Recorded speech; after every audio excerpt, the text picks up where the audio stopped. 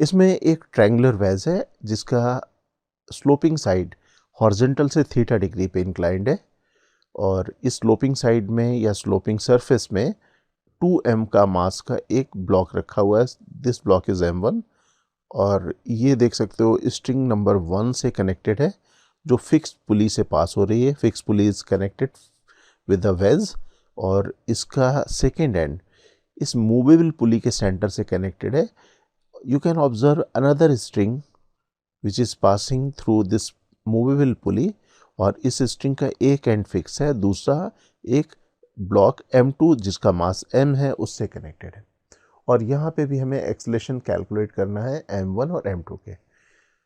अब हम यहाँ पे भी कह सकते हैं इसका एक्सेलेरेशन और इसका एक्सेलेरेशन सेम नहीं होगा। अगर सेम नहीं होगा तो हमें कंस्ट्रेंट इक्वेशन लिखना होगा। अब हम लोग डायरेक्ट चलते हैं सबसे पहले कंस्ट्रेंट इक्वेशन लिखने में। कंस्ट्रेंट इक्वेशन के लिए सबसे पहले कुछ असाइन कर दें। ये m1 था और ये m2, इसका एक्सेलेरेशन a1, इसका एक्सेलेरेशन a2 ले लेते हैं। ओके, अब कुछ पॉइंट यहाँ पे देखें।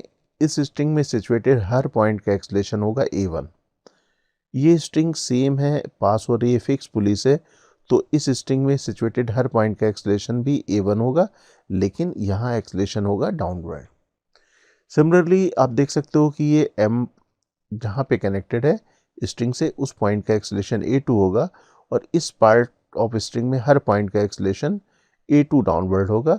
और यहाँ पे देख सकते हो ये फिक्स है, मूव कर नहीं रही है, दैट इज जीरो एक्सेलेरेशन, तो इसमें इस स्ट्रिंग में सिचुएटेड हर पॉइंट का, इस पार्ट की स्ट्रिंग में सिचुएटेड हर पॉइंट का एक्सेलेरेशन 0 होगा। अब मार्क कर लेते हैं पॉइंट्स। ओके, यहाँ पे मैंने मार्क किया, यहाँ पे मार्क किया 0 एक्सेलेरेशन का पॉइंट। ये पॉइंट हमारे पास a2 डाउनवर्ड, और ये पॉइंट के बारे में तो अब हमें मालूम है, ये डाउनवर्ड a1। अब केवल हम लोग इस पुली को टारगेट करें। इस पुली के हमें सेंटर का एक्सेलेरेशन मालूम है और बोथ साइड ऑफ पुली का भी एक्सेलेरेशन मालूम है। मार्क कर लेते हैं पॉइंट्स जो हमें मालूम है। 0 का ये a1 का पॉइंट, ये 0 वाला पॉइंट, और ये a2 वाला पॉइंट। अब सेंटर का acceleration is the average of the acceleration of both ends, तो यहाँ पे क्या आ जाएगा, a1 is equal to 0 plus a2 divided by 2, that is a2 equal to 2a1। तो ये हमारे पास इक्वेशन आ गई जिसे हम लोग कहते हैं constraint equation which relate the accelerations of the both point, right. अब हम लोग यहाँ पे इसके बाद फ्री बॉडी डायग्राम में चलते हैं। फ्री बॉडी डायग्राम में सबसे पहले इसको देखते हैं। ओके, इस पे फोर्सेस लगने वाले हैं, एक तो weight mg downward, tension t upward, और इसका एक्सेलेरेशन सपोज मैंने वहाँ पे लिया था, कितना लिया था, a2, तो यहाँ पे भी मैं लिख देता हूँ a2 डाउनवर्ड। अब इस पुली में आप देख सकते हो इस पार्ट ऑफ द स्ट्रिंग में टेंशन t होगा, तो यहाँ पे टेंशन ट्वाइस t होगा, लेकिन अलग ड्रॉ कर देते हैं free body diagram. This is t and this should be twice t।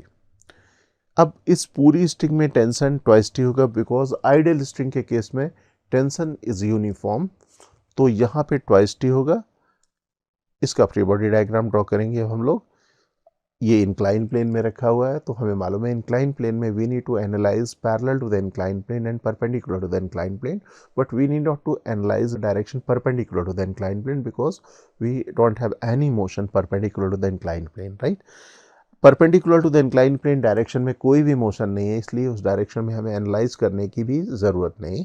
Parallel to the incline plane में एनालाइज करेंगे, तो वेट का component parallel to the incline plane होता है साइन थीटा, तो यहाँ पे हमारे पास साइन थीटा कंपोनेंट आएगा, और ये टेंशन तो बहुत क्लियर है, twice t 2mg sine theta. Free body diagram हो गया। फ्री बॉडी डायग्राम के बाद हमें ज़रूरत पड़ती है इक्वेशन ऑफ मोशन की, तो इक्वेशन ऑफ मोशन सबसे पहले हम लोग लिखें इसकी।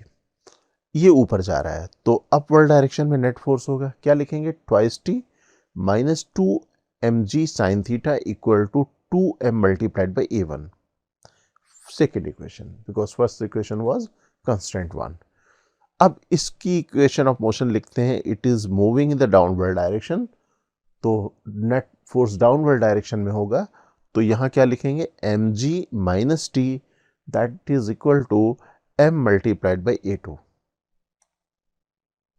राइट।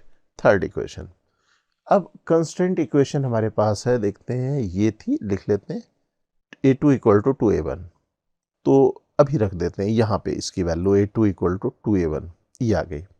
अब दोनों इक्वेशन सॉल्व करना, हमें तो एक्सलेशन की वैल्यू की ज़रूरत है, टेंशन हमें कैलकुलेट करने की ज़रूरत नहीं है, तो एलिमिनेट कर देते हैं टेंशन को।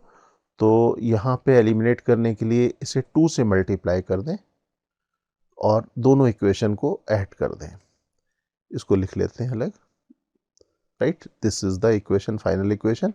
अब ऐड कर देते हैं इक्वेशन नंबर 2 और 4 ऐड करें, this one twice T will get cancel.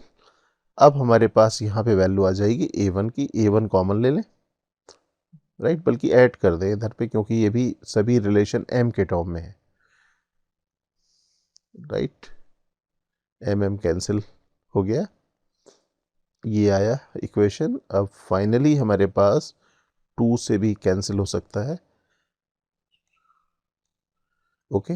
अब हम लोग फाइनली लिख लेते हैं equation, this is acceleration of a1, m1 का एक्सलेशन, और दूसरी a1 की वैल्यू अगर यहाँ रखेंगे तो a2 की वैल्यू आ जाएगी, this is the acceleration of m2।